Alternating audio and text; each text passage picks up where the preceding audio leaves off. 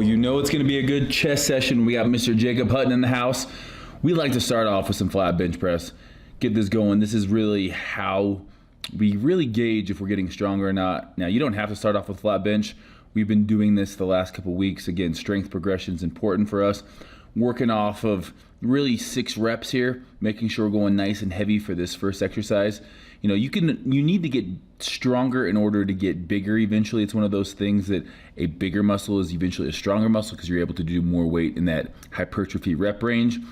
But you can see here, working our way up, pyramiding up in weight. I'm really trying to make sure my elbows don't flare out too much here. That's always been kind of my issue. Jake, of course, is just a massive bench presser. From there, we go straight into our decline work. So our decline work, you can see this bench is somewhat at a decline here, just enough to where we're able to do about 8 reps of the same weight we were doing on the flat surface. We're doing here on the decline. Again, decline, we're focusing a little bit more on lower chest. And then this machine, I'm a big fan of the pec deck. This one was even cooler. I've never seen anything like this. The bench is actually at an incline. So it's an incline chest fly machine. And what we're doing is we're supersetting it with our decline.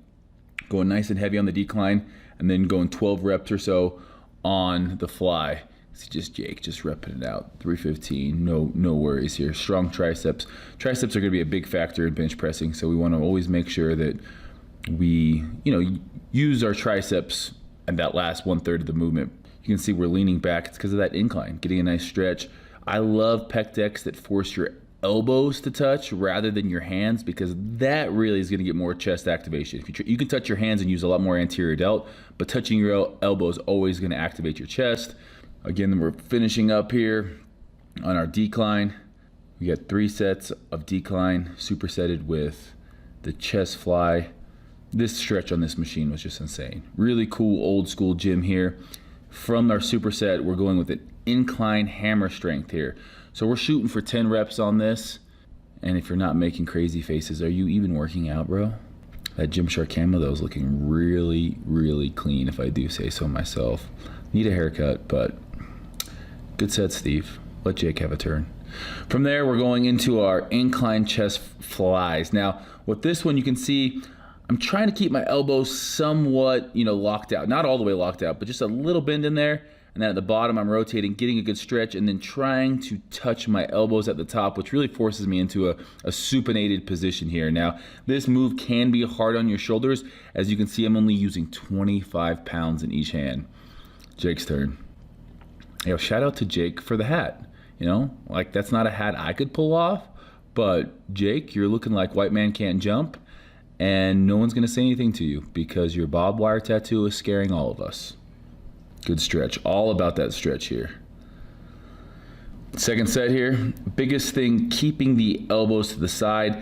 The lats are engaged, so what I mean by that is my chest is out, my lats are down, and I'm pinching with my shoulder blades and then squeezing, pressing away at the top.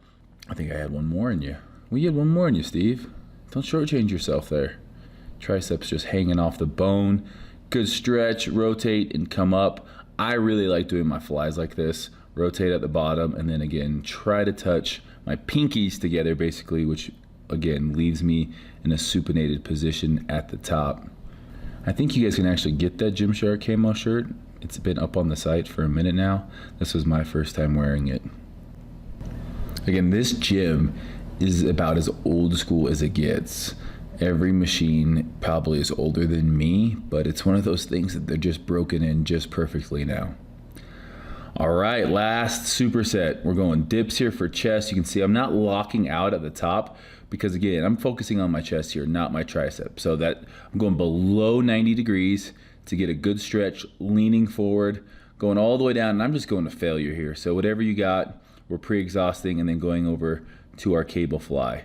So going down, touching our hands, getting a nice stretch. Again, trying to keep the same elbow angle throughout the entire movement.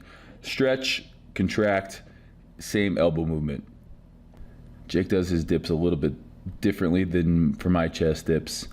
He's getting a little bit more tricep in there as he keeps his body a little bit more upright. I try to bend over a little bit more.